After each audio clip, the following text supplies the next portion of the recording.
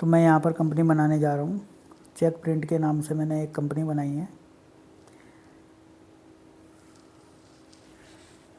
जिसमें मैं mailing address भी सेम रख देता हूँ कंपनी का। और मैंने यहाँ पे कंपनी का एड्रेस डाल दिया है।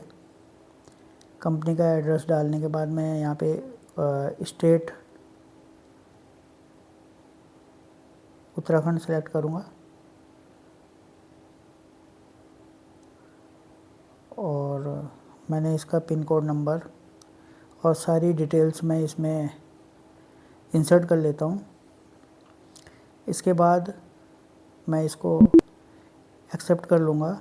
सेकंड कॉन्फ़िगरेशन में मुझे यहाँ पे कंट्रोल ए से मैंने सारी इन्फॉर्मेशन को सेव कर दिया। इसके बाद मैं जाऊँगा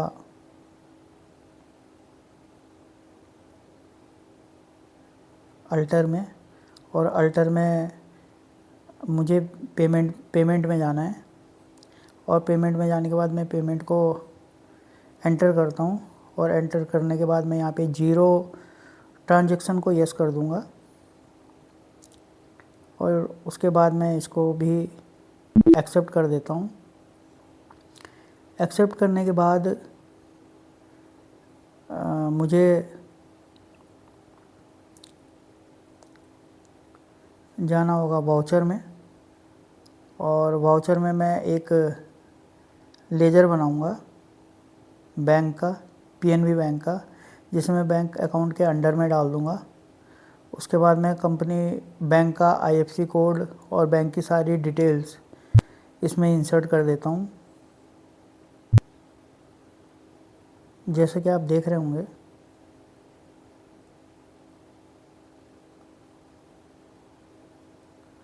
और ये सब डिटेल इंसर्ट करने के बाद मैं इसकी चेक कॉन्फ़िगरेशन को यस कर देता हूँ, और यहाँ पर मैं चेक रेंज डालने जा रहा हूँ।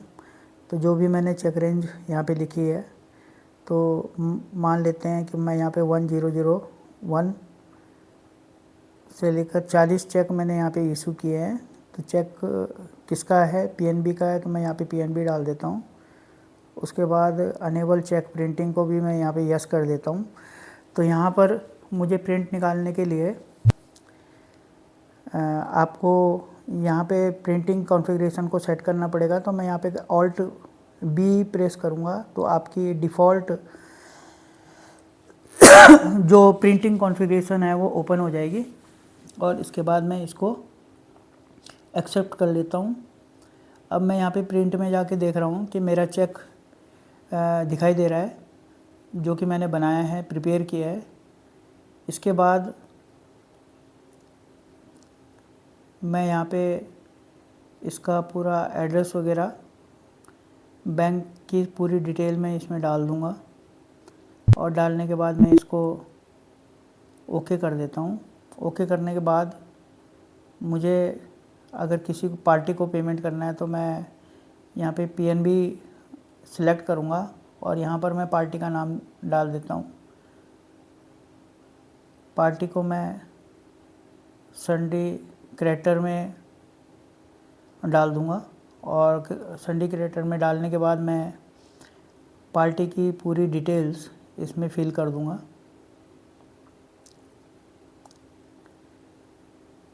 उसके बाद मैं इसको एक्सेप्ट कर देता हूँ, और मैं यहाँ पे अमाउंट डाल दूँगा। मैं पार्टी को जितना मैं चेक देने जा रहा हूँ, और यहाँ पर मैं ऑन अकाउंट डालूँगा। और ऑन अकाउंट डालने के बाद मैं यहाँ पे आप देख रहे होंगे कि वो चेक रेंज आ चुकी है, जो मैंने पीछे एनेबल की है। और उसके बाद मैं इसे एक्सेप्ट कर देता हूँ। इसके बाद मैं प्रिंट में जाऊँगा और इसका प्रिंट प्रीव्यू देखूँगा। तो आपको ऊपर दिखाई दे रहा है, जिस डेट को आपने चेक इशू किया था वो दिखाई देगा। इसके बाद अगर मुझे इसकी चेक प्रिंटिंग देखनी है, तो मैं चेक प्रिंटिंग में पार्टी की डिटेल्स को ईजिली देख सकता हूँ। इसके बाद मैं यहाँ से एस्केप से वापस जाऊँगा। वापस जाने के बाद आप यहाँ पे चेक की रेंज को देख सकते हो। मान लेते हैं कि मुझे किसी भी चेक को यहाँ से डिलीट करना है। मान लेते हैं किसी भी रेंज में कोई भी चेक मुझे यहाँ चेक की रेंज को डिलीट करना है। तो मैं यहाँ पर चेक की रेंज को डिलीट करने के लिए मुझे यहाँ पे स्पेस बार को एक बार प्रेस करना होगा। तो मैं यहाँ पे देख रहा हूँ कि मुझे कौन सा चेक यहाँ से डिलीट करना है। चेक की रेंज को डिलीट करना है।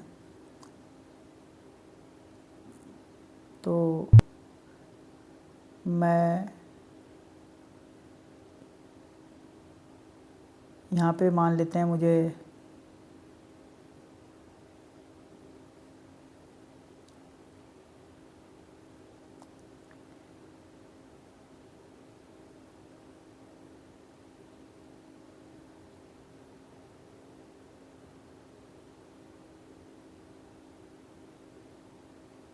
इस चेक के रेंज को डिलीट करना होगा। तो मुझे बैक स्पेस एक बार प्रेस करना है और उसके बाद मुझे ऑल्ट एस प्रेस करना होगा।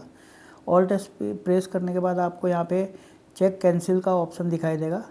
तो आप यहाँ से चेक कैंसिल के लिए आपको यहाँ पे रिमार्क लिखना पड़ेगा कि आप इस रेंज को क्यों कैंसिल कर रहे हो। तो आप यहाँ पर अपना रिमार्क दे सकते हैं, जैसे कि मैंने लिखा है। और रिमार्क लिखने के बाद इसे एक्सेप्ट कर लेंगे तो आपकी रेंज वहाँ से डिलीट हो जाएगी और चेक आपका कैंसिल हो जाएगा। आप देख रहे होंगे कि कैंसिल चेक आपको दिखाई दे रहा है।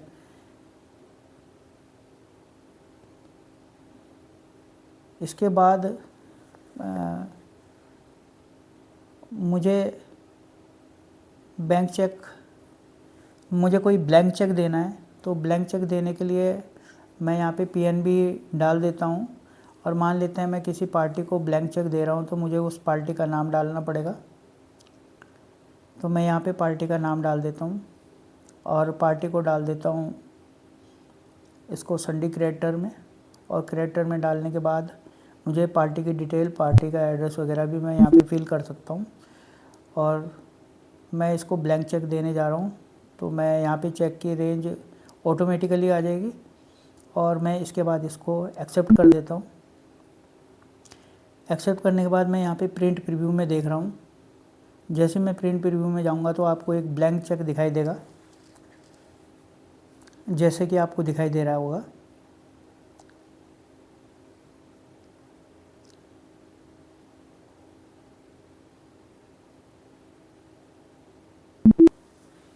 और इसके बाद